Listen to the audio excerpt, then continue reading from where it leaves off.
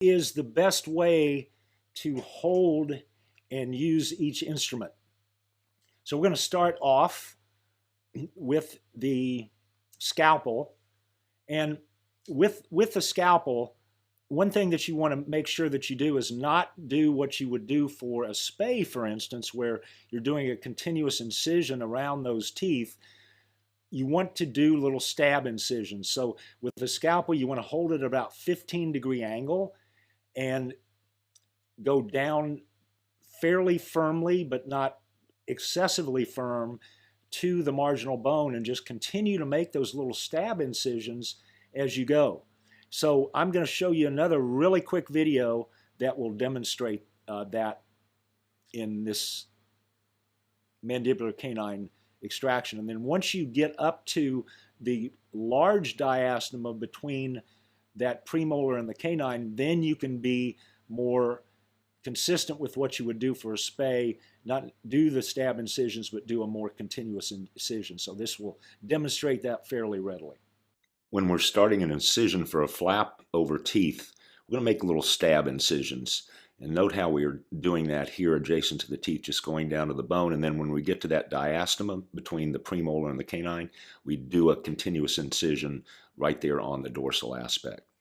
So one other thing that we want to point out here, the closer we get our fingers to the tip of the instrument, the more control that we have. So when you're making those little stab incisions, you want to make sure that not only do you have your fingers to the tip of the instrument, but you also want to have them against part of the patient. So you see that I've got that scalpel between my index finger and my thumb, and my middle finger is on the palate, it's on the canine, and it's on that third incisor. So I've got total control over that scalpel and minimize or eliminate any chance that that's going to slip and tear my flap, especially if you keep that 15-degree angle between the scalpel and the tooth itself. You shouldn't run into that at all. So let's look at the next phase. Once we get a flap up, then we've got to, once we've made our incision, we get to get that flap mobilized, we use the periosteal elevator. And here is a Molt periosteal elevator. These come in 2mm and 4mm ends. So if you flip that over, you'll see that you've got a 4mm end or a 2mm end on either side. So very convenient.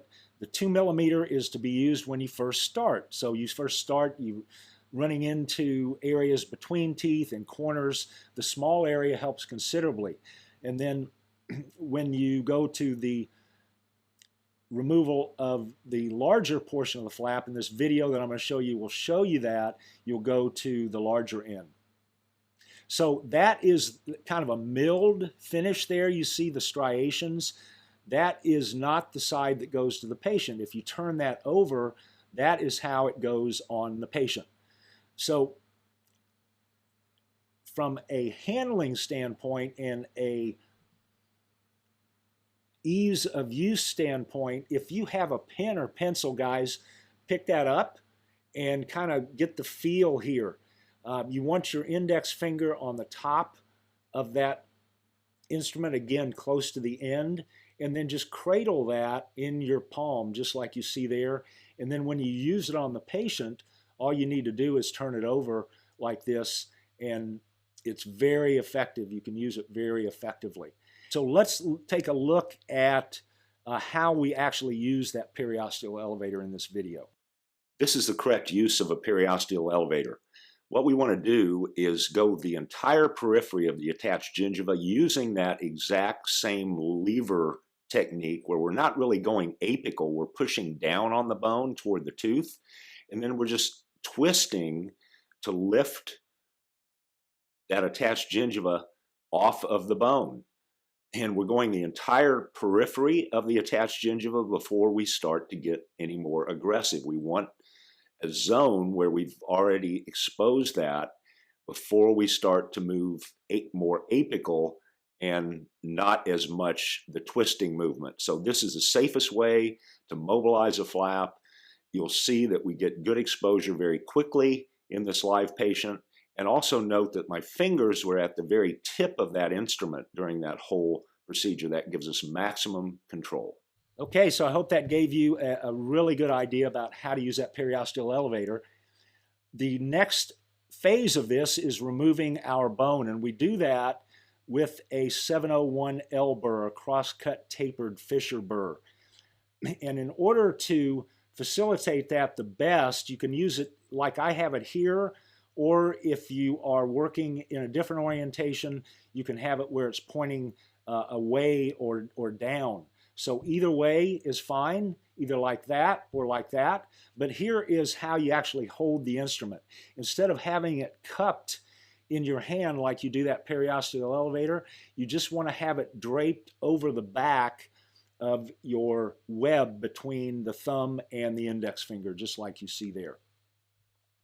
So let's take a look at how that works in a video. When we're using our handpiece with a burr for sectioning or removing bone, we use that modified pin grasp like you see there, just like we did for the periosteal elevator. And then it's short, quick movements to remove the bone, not putting much pressure at all, just letting the burr do the work, kind of like a painting motion as you are observing now. So the next step, once we've removed bone, we've got all that vestibular bone gone, sometimes all the way up to the root tip if it's a tooth that doesn't have much or any periodontal disease. And then we have our little grooves that we create on either side of the tooth in order to place our luxator. So here is how we want to hold that luxator. Again, it's right in the palm of our hand. We've got our index finger up to the tip, and very effective. You have a lot of control over that by using that elevator or luxator like that. And just to clarify, an elevator and a luxator nowadays is pretty much the same instrument. Luxator used to be a real thin instrument. It was used just to break down the periodontal ligament between the bone and the tooth. And then a thicker elevator was used to kind of manhandle the tooth and get it out of the socket. Now with our extraction techniques and some of the tips we're talking about here today, we're removing more bone. We don't need a really staunch elevator like we used to have. So these are all hybrids now, where especially if you see the winged elevators by Miltex like we see here, this is what we use, this is what we recommend. Those are very strong instruments. They can be used to luxate and also to elevate. So once we've got that tooth out, one thing that I want to share with you today is a little technique that I don't know that I developed it, but I hopefully have showed a lot of people how this works, and they're using this in their practices. This is actually what we call the football technique, because we're using a football burr, and this will, hopefully this video will clarify what I mean by that. Once our extractions are complete, generally with periodontal disease, or in this case stomatitis with a cat, there's a lot of granulation tissue, debris, and diseased bone, fimbriated or sharp bone left. And so this is the burr that we use to clean all that up. And basically we just go in there and paint away everything that's abnormal. So this cat's on its back. We're working on the left maxillary quadrant and just using that diamond football burr to contour the bone, remove any tissue that's inflamed, and that creates a nice area for closure.